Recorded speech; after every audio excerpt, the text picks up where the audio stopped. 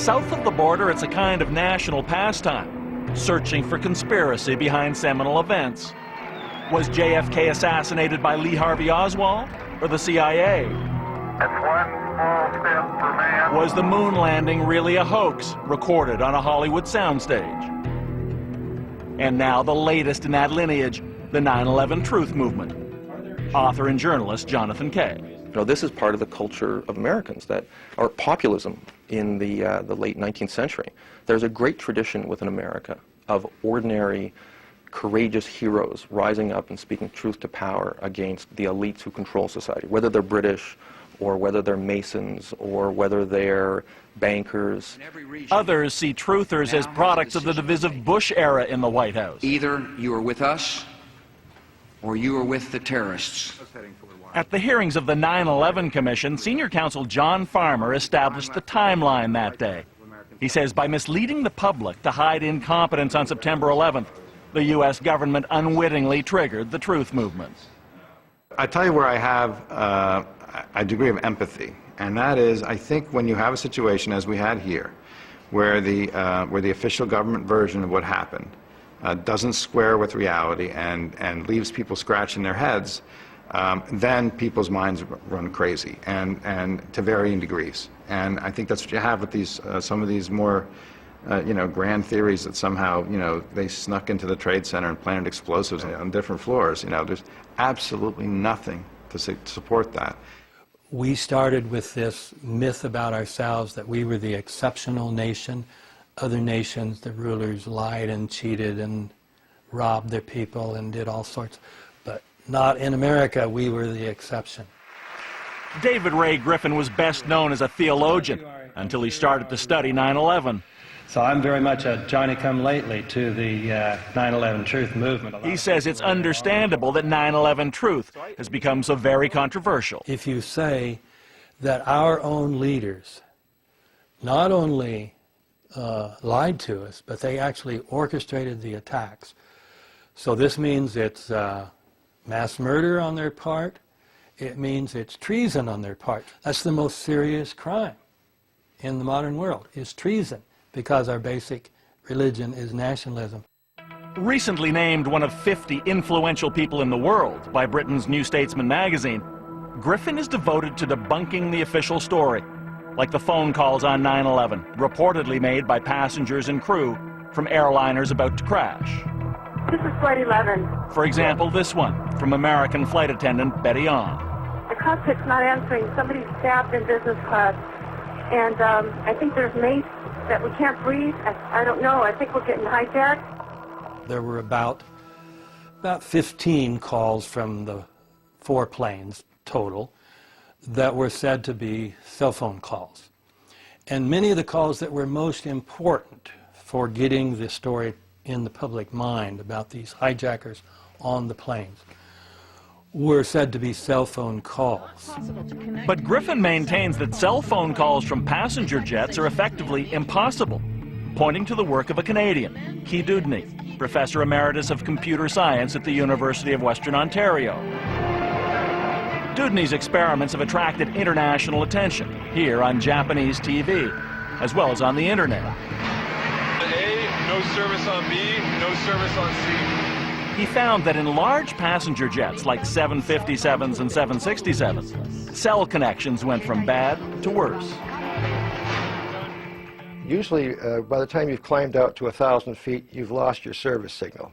That's in a heavy commercial passenger aircraft. So that is the result of far more metal, especially steel in the engines, cutting back the signal and making it impossible. So when that thing gets up to 30,000, I just say, forget it.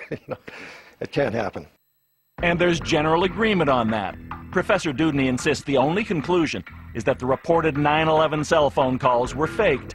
And if that's true, he says, it's logical that even the calls from seatback airphones, which do work at altitude, were falsified too. Hi, baby. Baby, you have to listen to me carefully. I'm on a plane that's been hijacked. I'm on the plane. I'm calling from the plane. I want to tell you I love you. Please. One of the calls, Cece Lyle saying goodbye to her husband before United 93 crashed in Pennsylvania. I don't know what to say. There's 3 guys. They've hijacked the plane. I'm trying to be calm. 350, There are also recordings of chaos in the cockpit as controllers desperately try to reach United 93. Negative contact, we're looking. We're just answering your call. We did hear that yelling too. Okay, thank you. And confusion as the plane disappears from radar. There is now on the United 93, there is a report of black smoke in the last position I gave you, 15 miles south of Johnstown. They're speculating it's from the aircraft. Who it hit the ground. That's what they're speculating. That's speculation only. Dudney insists it was all concocted by U.S. intelligence to sell the public on hijackings that didn't exist. From these calls and these calls alone, we have confirmation, quote unquote, that Arab terrorists wearing red bandanas and shouting religious slogans had taken over the aircraft. You can hear voices They said there were that it sounds would of certainly shouting. appear to be fearful, That's angry. Right. That's right. It's very easy, of course, to fake a radio message. I can make a radio transmission from anywhere with any kind of sound backdrop, sounds of scuffling. We have control of the plane. I hope to be able to see your face again, baby. But what about emotional messages like that from C.C. Lyles on United 93, which her husband has said was unquestionably her? I love you. Bye. End of message.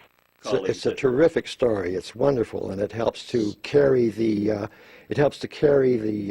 claim that, in fact, that plane was hijacked actually by Arab hijackers. But sure, well, I have to say, I'm sorry, but that call was fake too. How do you know that? I don't. It has to be, though. Why does it have to be? Because the other calls were impossible. Professor Dudney believes that all of those calls were the product of a sophisticated intelligence gathering operation, targeting passengers, learning personal information about them, then writing scripts to be read by actors through voice replicating computers. But even with the best voice morphing technology, how could actors be expected to know the pet names or intimate expressions necessary to convince friends and family they were actually speaking with their loved ones? That kind of personal communication is something that an actor, even one working for the best intelligence agency, couldn't know. And they do screw up, and one of them did, calling his mother. Bob Brigham called his mother. He says, "Hello, Mother, this is Bob Brigham." Actually, it wasn't Bob Brigham, it was Mark Bingham. Dudney is referring to a passenger on United Flight 93, Mark Bingham, whose mother said he called her and described the hijacking. Mark Bingham, whatever. Yeah, right. That's right. "Hello, Mother, this is Mark Bingham." Oh, okay. Now, does he usually say that to his mother? Probably not. According to Dudney, it was a slip-up and clear proof the call wasn't from her son. Have you been in touch with his mother? Nope. Her name's Alice Hoagland.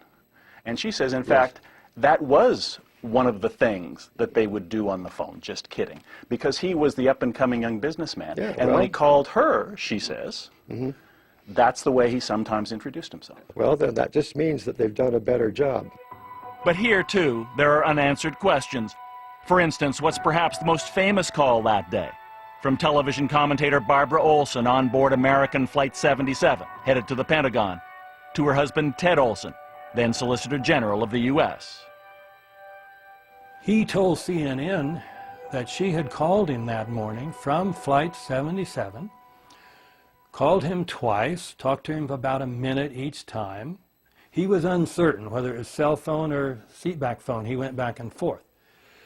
But he said she reported that there were hijackers on the planes, and they were armed with knives and box cutters. The only reported call that mentioned box cutters. So that shows you how important these calls from Barbara Olson were, because everybody knows the hijackers had box cutters.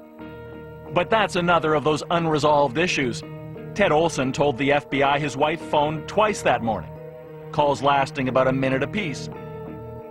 But in a 9/11 court case, FBI evidence was that Barbara Olson attempted just one phone call from Flight 77, which lasted 0 seconds. You've only got two choices. Either Ted Olson was duped by fake calls, or he just made it up. He lied. Either way, the official story is based on a lie. And thus far, we have been unable to get a single newspaper or magazine or TV station in the United States to report this, which the FBI reported in 2006.